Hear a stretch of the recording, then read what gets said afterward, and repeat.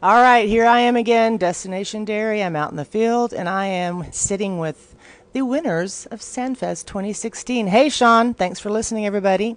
So we're going to speak today with the winner of the solo competition, correct? Delayne Corbett. Delayne, tell me a little bit about how you got into the sand madness. Sand sculpting, I was basically dragged in, kicking and screaming from some mentors that I met during the ice and snow carving. So yeah, Peter Vogelaar, Patricia Batu, yeah. And so they brought me in, and I just dove in hand and fist and just really embraced it. So at what age did you begin sculpting, and what medium did you start sculpting in? I started carving when I was 19. I started carving stone. Well, I started carving wood, and then I transferred to stone right away. Just basically out of boredom, needed something to do. I was working in a bar and, drinking too much. I needed something to do on those days off. So I just started fiddling around, and it just kind of grew from there. I liked making stuff, and people liked what I made, so it just kind of snowballed. So which other mediums do you actually do your art in as well? Okay, well, stone sculpture is my main passion, and that's what I've been doing for 25 years. That tells you my age right there. And so then I transferred to ice, snow, and sand. So I like working with the ephemeral mediums and clay. And then, I will also work in pretty much everything else. Concrete, do a lot of styrofoam sculpting. I'm a member of the film union, so I do build lots of sets for the movies. And where are you from again? I live in Vancouver, Canada. And so where are you going to go next? To Vancouver, Canada. Well, I mean, what's your next gig? My next gig is, I guess it would be, got another competition coming up in Parksville, and that's on Vancouver Island, and that's going to be, that's a beautiful one, 15 solos and 5 doubles. It's a really hard competition because there's a bunch of world masters there, and they're all frightening. Frighteningly good, I should say. So yeah, got work cut out for me. And then I got a few odd jobs here and there. I'm just building little pieces. I think I'm doing something for the Gorge in Seattle, and then I might be doing Virginia Beach with one of the carvers here, Greg Grady. Oh yeah, love Greg. Yeah. Also, so tell me a little bit about what was the name of the sculpture that you did for Sandfest, and what was your inspiration for that? Sure. The sculpture I did, I eventually called it Silk Bound, and it was basically like a relief of a woman entrapped in my own version of webbing, and on the back side was a big giant spider that all trapped her. And so, the inspiration basically was, there's this artist called Andrew Gonzalez who does these incredible, beautiful oil paintings, and there's this one painting that struck me. Just the pose of it, and I just loved it and used it as a skeleton, basically an armature to build on. And so when I came down here, I just wanted to do that piece, but I didn't know quite how. And then when I was down here, I just kind of did my pound up and looked at it, and I don't know, somehow webbing came in, and spiders, and it just evolved on its own. I notice that a lot of sculptors, I think, they have an idea, but as they get going, it's kind of like when I'm in the kitchen, because that's my medium for art, cooking. As you're going about it, you go, I think I'm going to try this, or I'm going to try that, or whatever. So do you just kind of go into each contest with an idea and go like that? Well, more like a million ideas, and then we kind of have to choose from there, yeah. Whittle it down here and there. And so, yeah, a lot of people have ideas, or they even practice their pieces.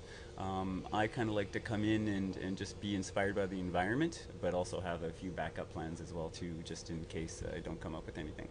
So, where can people find you online or your social media to check out what you do? Oh, sure. Well, I'm, of course, on Facebook, Delayne Corbett.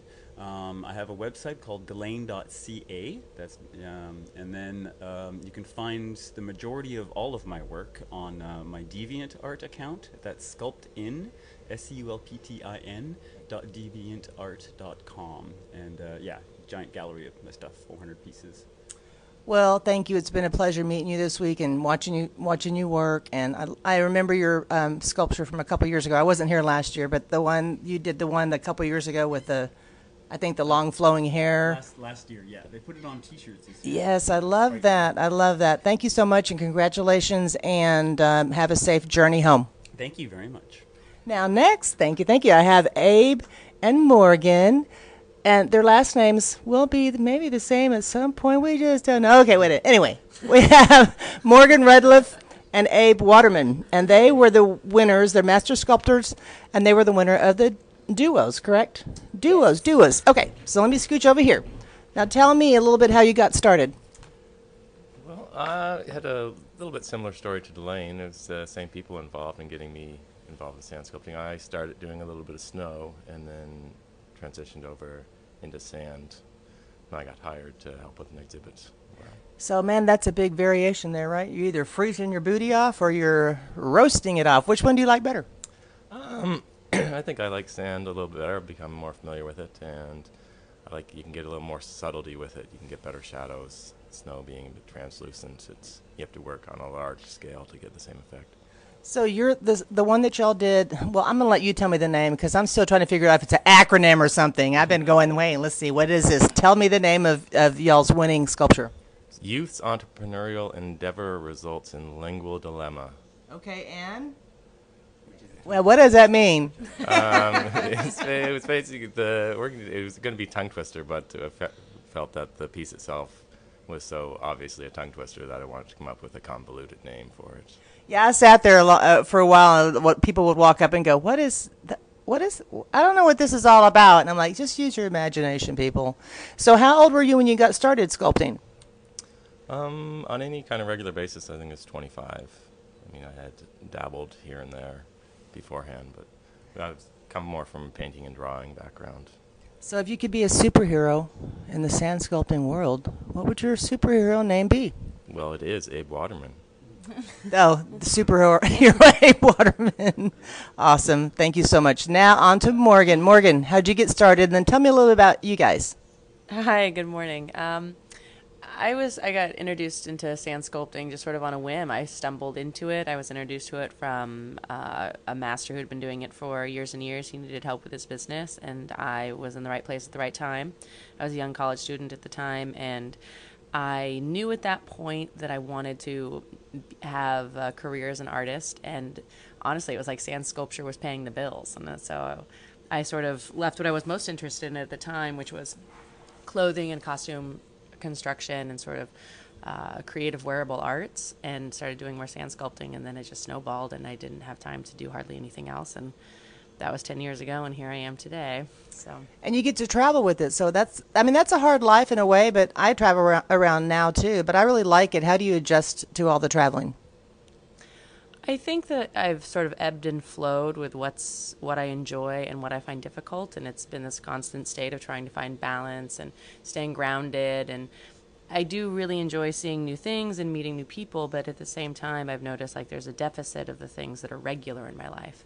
And so I do a lot of little things, like I travel with a coffee mug that I like to drink out of in the morning, and I have a certain routine, and I just kind of try to find a way to make a home wherever I'm at, sometimes even buying a plant from a grocery store and putting it in my hotel room so that it kind of just feels a little bit more like life. You have a stuffed toy you carry around?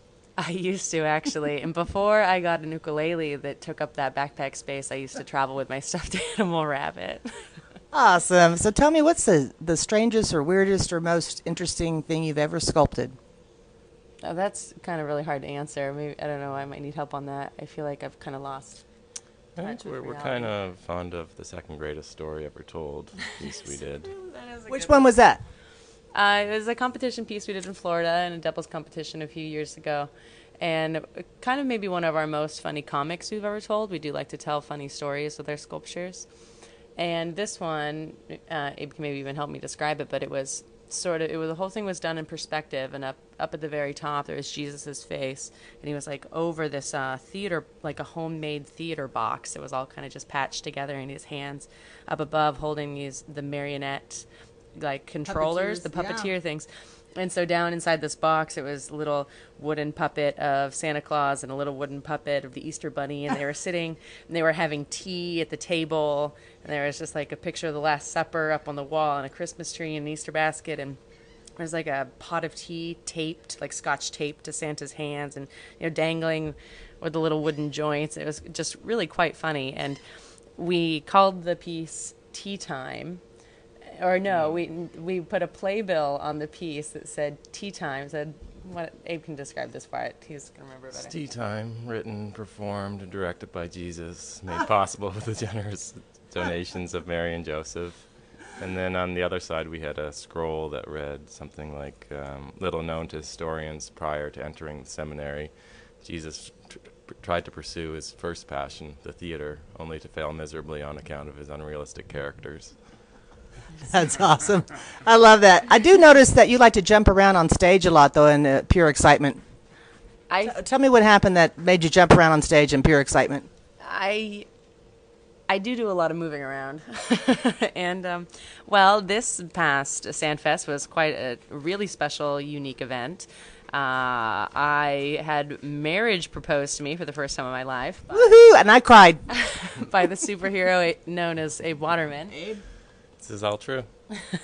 I was thoroughly surprised and impressed. It was during our acceptance speech for first place, and got down on his knee and asked in the traditional kind of way, and then the whole thing kind of becomes a blur. But I did do a lot of jumping and twirling around, and I think I even said a cuss word on stage. I didn't get that on the tape, I don't think. I think that bleeped out, but I'm not sure. Congratulations, you guys. It's so awesome. So tell everyone where they can go and look at some of your work, or if you're on social media. We're both terrible social media people. We both have websites. Abe has abewaterman.com. I have sostoked.com. Neither of those things have been... Don't hold your breath for updates. Yeah, definitely don't. I also have Morgan Rudluff Arts on Facebook, which I don't do anything with.